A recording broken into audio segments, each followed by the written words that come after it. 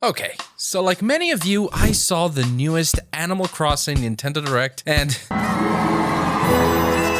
it has so many new things we are beyond excited to see, especially terraforming. Now, I'm not saying I'm not excited for what we've seen so far. On the contrary, I'm ecstatic. But even after another long 25 minutes of in-depth Nintendo Direct, there are plenty of recurring features requested to be implemented into the game that I see in comment boxes time and time again. Compiling them all together, I created a top 5 list of things we still want, but don't have.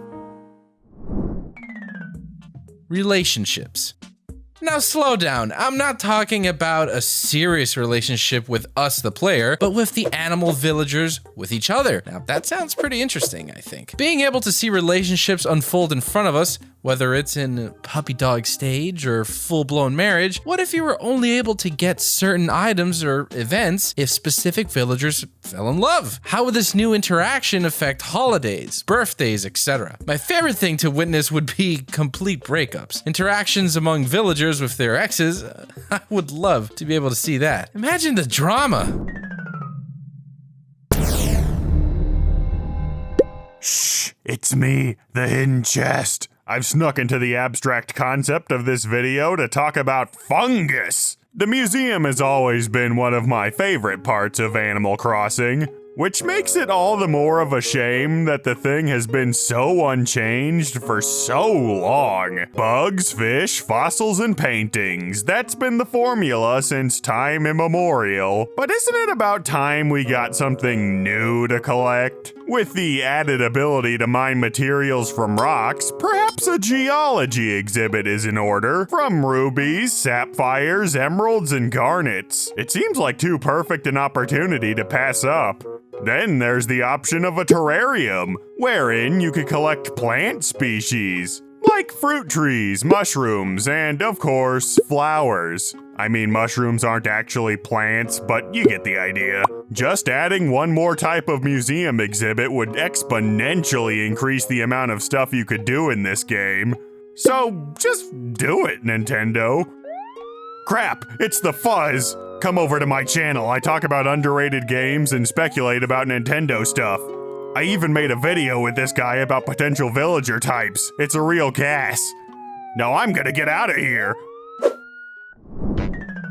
Backyards.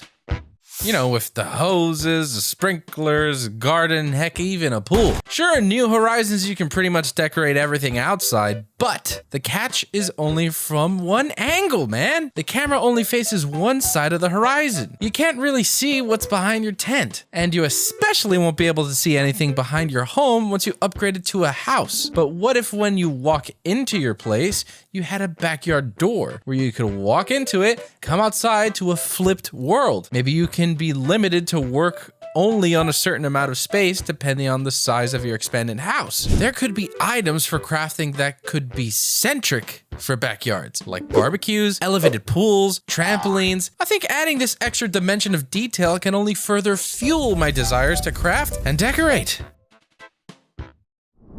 Jobs. What if you had an option at some point in the game to get a job to earn some bells? This could be created kind of like how you first worked for Nook way back in the GameCube days when you first arrived in your town. Nothing crazy, just simple stuff that has you interacting with your villagers. Maybe delivering mail like a postman, delivering a pizza order. Maybe you can get a job at the museum working for Blathers, and he can ask you to deliver important fossils or move some fossils around. The idea of having extra activities to do that bring along the incentive of earning bells and new experiences with your current villagers. What if villagers have small jobs or hobbies that can evolve into businesses? It would add a lot of world building. It could also add a lot of fierce competition for Mr. Nook. Nocturnal villagers. I don't know about you, but having more nocturnal villagers would be really cool. I mean, they would be up for anything. I mean, think about it.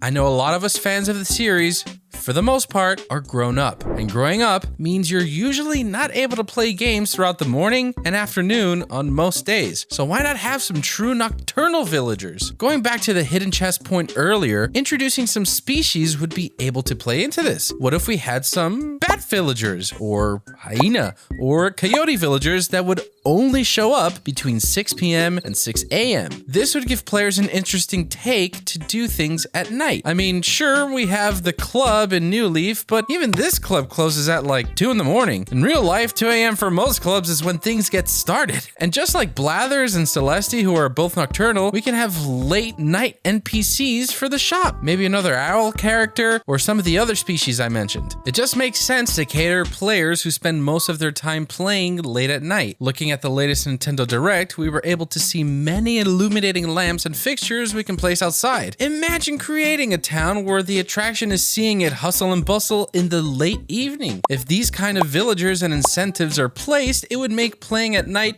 much more interesting and less lonely. Even if we see just one or two of these things make the cut on Animal Crossing New Horizons upon release, or maybe in a future patch, I would definitely be a happy camper.